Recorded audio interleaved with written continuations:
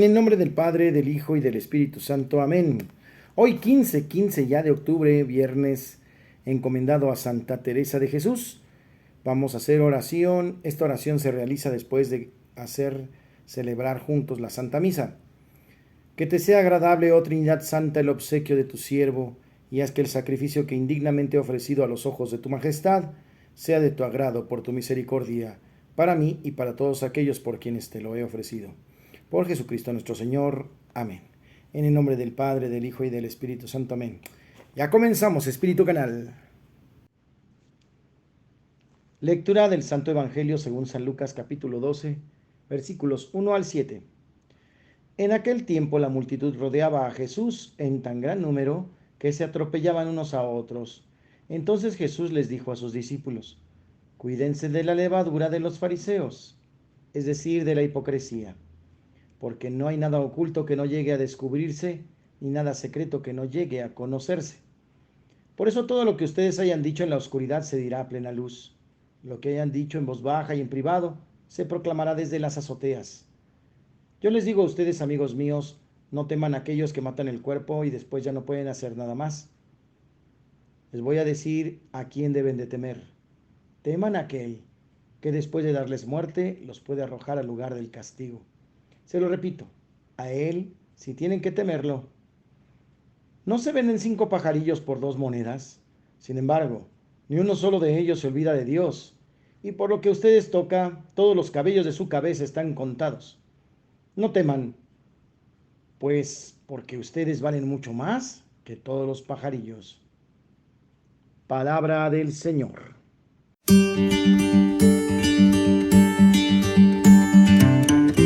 La reflexión de este Evangelio nos invita a ver la providencia del Señor. Si los pajarillos tienen que comer, no tienen que buscar alimento o vestido, el Señor se los provee. ¿Qué no seremos nosotros que somos sus creaciones predilectas? Y no lo digo yo mismo, sino lo dice Él a través de su palabra en el mismo Salmo 8. Y nos dice también tener cuidado de la hipocresía de la levadura de los fariseos. Que tengamos en cuenta que hasta el último cabello de nuestra cabeza está contado. Por lo tanto, ¿en qué podremos recargar nuestra confianza? ¿Qué podrá ser tan importante para nosotros? A lo que le vendamos nuestra alma, nuestra vida. La respuesta correcta tiene que ser siempre el Señor, porque Él es el Todopoderoso, el que da sustento a todas las cosas creadas. Vivamos entonces en su presencia y en su fe. Y si no, terminemos diciendo como Pedro: ¿a quién iremos, Señor? Solo tú tienes palabras de vida eterna. Nosotros sabemos y creemos que tú eres el Santo de Dios. En esta reflexión del Evangelio, alimentados de Cristo, demos una respuesta cada día más cercana a sus aspiraciones de santidad para todos nosotros y de felicidad.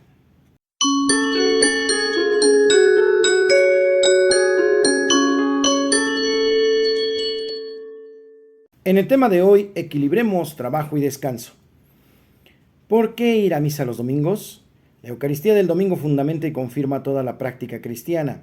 Por eso los fieles están obligados a participar en la Eucaristía los días de precepto, a no ser de que estén excusados por alguna razón seria, por ejemplo, estar enfermos, el cuidado de niños pequeños o dispensados por su pastor propio. Esto lo podemos revisar en el Código de Derecho Canónico en el número 1245.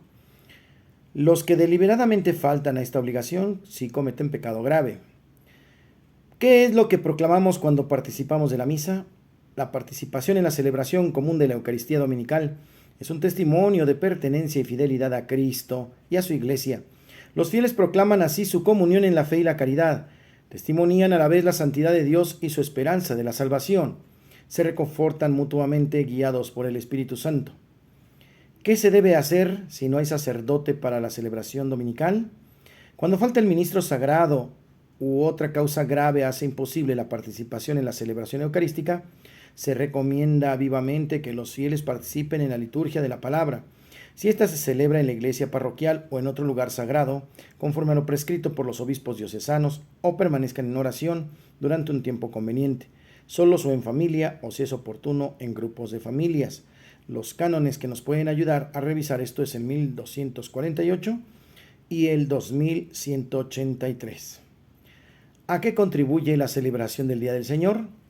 Así, como cesó el día séptimo de toda la tarea de las cosas que Dios había hecho en Génesis 2:2, así también la vida humana sigue un ritmo de trabajo y descanso.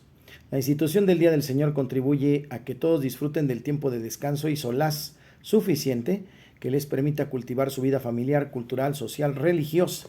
Gaudium et Spes 67.3 y el numeral 2184. ¿Qué es lo que puedo hacer o dejar de hacer el domingo? Durante el domingo y las otras fiestas de precepto, los fieles se abstendrán de entregarse a trabajos o actividades que impidan el culto debido a Dios, la alegría propia del Día del Señor, la práctica de las obras de misericordia, el descanso necesario del espíritu y del cuerpo. Podemos checar el canon 1247. Las necesidades familiares o una gran utilidad social constituyen excusas legítimas respecto al precepto del descanso dominical. Los fieles deben cuidar de que la legítima excusa no introduzca hábitos perjudiciales a la fe. Decía San Agustín: el amor de la verdad busca el santo ocio, las necesidades del amor cultivan el justo trabajo. Los cristianos que disponen el tiempo de descanso deben acordarse de sus hermanos que tienen las mismas necesidades y los mismos derechos. No se puede descansar a causa de la pobreza o la miseria. El domingo está fundamentalmente consagrado por la piedad cristiana a obras buenas y a servicios humildes para con los enfermos, débiles y ancianos. Los cristianos deben santificar también el domingo, dedicando a su familia el tiempo y los ciudadanos que lo necesiten. Asimismo, también prestar a los otros días de la semana el encuentro con los necesitados es conveniente. El domingo es un tiempo de reflexión, de silencio, de cultura y de meditación que favorecen el crecimiento de la vida interior y cristiana. En este mundo todo tiene su hora, hay un momento para todo cuando ocurre. Es bueno trabajar, pero también es necesario descansar. No somos máquinas, no estamos solo para producir. Debemos de buscar los espacios de recogimiento y también reconocer que las vacaciones o el descanso no es para no hacer nada, sino para hacer otras cosas que no podemos hacer mientras estamos en actividades. Una de las cosas sanas también es sí descansar por lo menos una vez al mes, en donde la actividad será eso, recrearnos, tener esparcimiento, tener convivencia, tener descanso. Es importante y valioso y debemos de reconocerlo.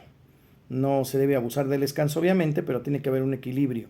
El santo trabajo, que es siempre fortalecedor, porque producimos y hacemos las obras de Dios, pero también descansemos. Se vale. No vivamos siempre trabajando, porque entonces sí nos vamos a descomponer en todos los ámbitos, tanto humano, espiritual y también físico.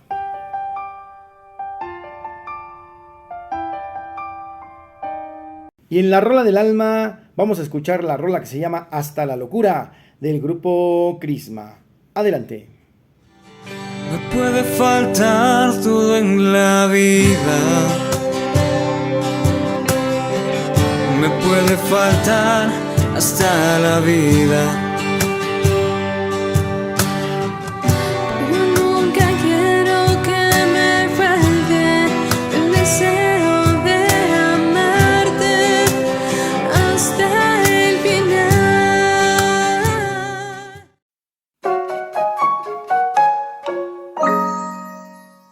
En Santos y Conversos hoy celebramos a Santa Teresa de Jesús, religiosa y escritora mística española, conocida también como Santa Teresa de Ávila. Teresa de Jesús es el nombre de religiosa adoptado por Teresa de Cepeda y Ahumada, hija de Alonso Sánchez de Cepeda, probable descendiente de judíos conversos, y de Beatriz de Ahumada, perteneciente a una noble familia abulense.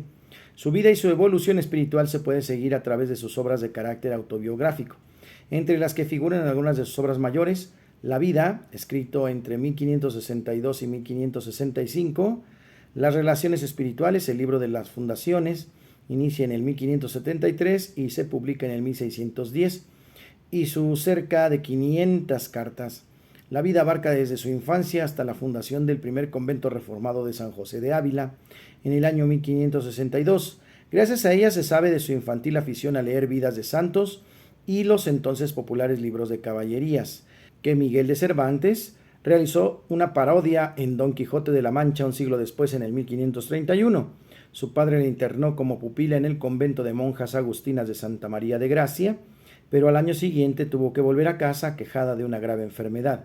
Determinada a tomar el hábito carmelita contra la voluntad de su padre, en el 1535 huyó de su casa para dirigirse al convento de la Encarnación, vistió el hábito al año siguiente y en 1537 hizo su profesión. Por entonces empezó para ella una época de angustia y enfermedad que se prolongaría hasta el 1542. Durante estos años confiesa que aprendió a confiar ilimitadamente en Dios y que empezó a practicar el método de oración llamado recogimiento, expuesto por Francisco de Osuna en su tercer abecedario espiritual. Respuesta de sus dolencias. Empezó a instruir a un grupo de religiosas de la Encarnación en la vida de oración y planear la reforma de la orden carmelitana para devolverle el antiguo rigor, mitigado en 1432 por el Papa Eugenio IV. Empezó entonces a ser favorecida con visiones imaginarias e intelectuales, visiones que harían que sucediera a lo largo de su vida. Determinaron su crisis para averiguar aquello que era el Espíritu de Dios o si era del demonio. En ese discernimiento, su ideal de reforma de la orden se concretó en 1562 con la fundación del convento de San José y se inicia entonces una nueva etapa en su vida en la que la dedicación a la contemplación y a la oración es compartida con una actividad extraordinaria para conseguir el triunfo de la reforma carmelitana. Desde 1567 hasta su muerte fundó en Medina el Campo Malagón, Valladolid, Toledo, Pastrana, Salamanca, Alba de Tormes, Segovia, Beas, Sevilla, Caravaca y Villanueva de la Jara, Palencia, Soria y Burgos. En 1568 se erigió en un Duruelo el primer convento reformado masculino gracias a la colaboración de San Juan de la Cruz y del padre Antonio de Heredia, que redactó las constituciones en 1563, que fueron aprobadas en 1565 por Pío IV y que se basa en los siguientes puntos: vida de oración en la celda, ayuno y abstinencia de carne, renuncia de rentas y propiedades comunales o particulares y practicar siempre el silencio. Para ayudar a sus religiosas a la realización de su ideal de vida religiosa, compuso Camino de Perfección, escrito entre 1562 y 1564 y publicado en el año 1578. Asimismo, Las Moradas o Castillo Interior.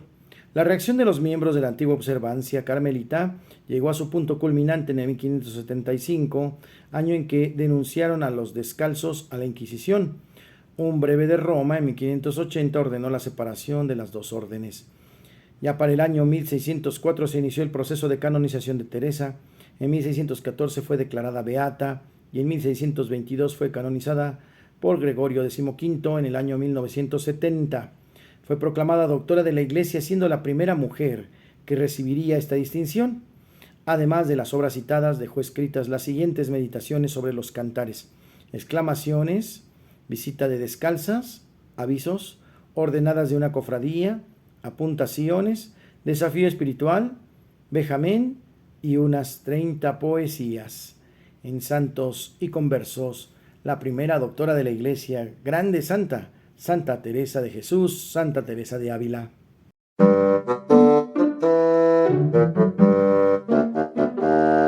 En el chiste, Caperucita se casó con el príncipe azul y tuvieron un hijo violeta.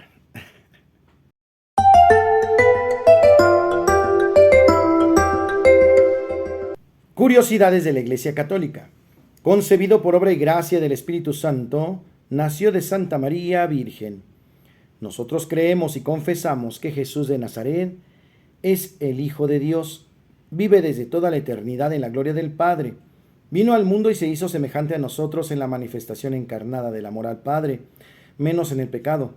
Un amor que supera cuando los hombres pueden imaginar o pueden sospechar y decir.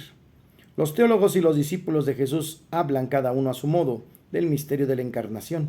San Juan comienza su evangelio con un himno a Cristo en el cual se proclama: la palabra se hizo carne, es decir, hombre, y puso su morada entre nosotros, y hemos contemplado su gloria. Juan 1:14. En la carta a los Filipenses, San Pablo cita un pasaje de un himno bautismal que describe la encarnación de Jesucristo, el Hijo de Dios, como un movimiento que va de arriba hacia abajo, es decir, de Dios a los hombres para volverse hacia arriba. Él era igual a Dios. Se hizo semejante a nosotros los hombres, obedientes hasta la muerte en la cruz. Por eso Dios lo exaltó hasta lo más alto, para que todo el mundo en los cielos, en la tierra y en los abismos confiese que Jesucristo es el Señor. Filipenses 2, 6 al 11. En su carta a los Gálatas, San Pablo describe en una sola frase la vida de Jesús. Al llegar a la plenitud de los tiempos, Dios envió a su Hijo nacido de mujer, nacido bajo la ley, para que recibiésemos la filiación adoptiva. Gálatas 4, 4 al 5. Con mayor claridad aún describe San Juan a su comunidad: Dios envió al mundo a su Hijo único para que vivamos por medio de él. Nosotros hemos visto y damos testimonio de que el Padre envió a su Hijo como Salvador del mundo. Esto en la primera carta de San Juan, capítulo 4, versículos del 9 al 14. Dos de los evangelistas, San Mateo y San Lucas, explican cómo vino Jesús al mundo. Empiezan sus respectivos libros por el Evangelio de la infancia. Mateo 1:2, Lucas 1:2. En Curiosidades de la Iglesia Católica, creemos y sabemos que Jesús ha sido concebido por obra y gracia del Espíritu Santo y nacido de Santa María Virgen. Se cumple ya lo que el Antiguo Testamento nos había prometido. En Jesús.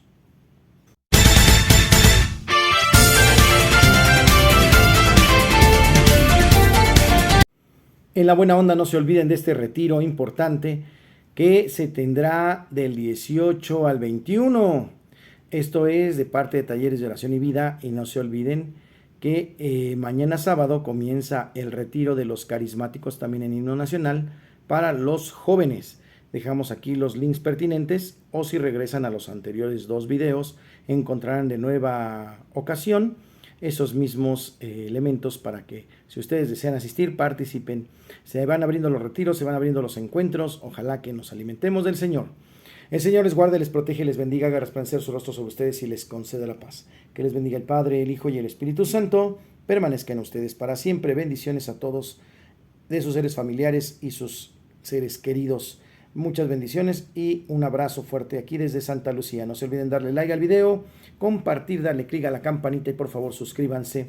Ya tenemos más de 400 suscriptores. Gracias a todos por confiar en nosotros y prestarnos un poco de su tiempo. Dios les bendiga, que la familia se siga haciendo más grande. Un abrazo.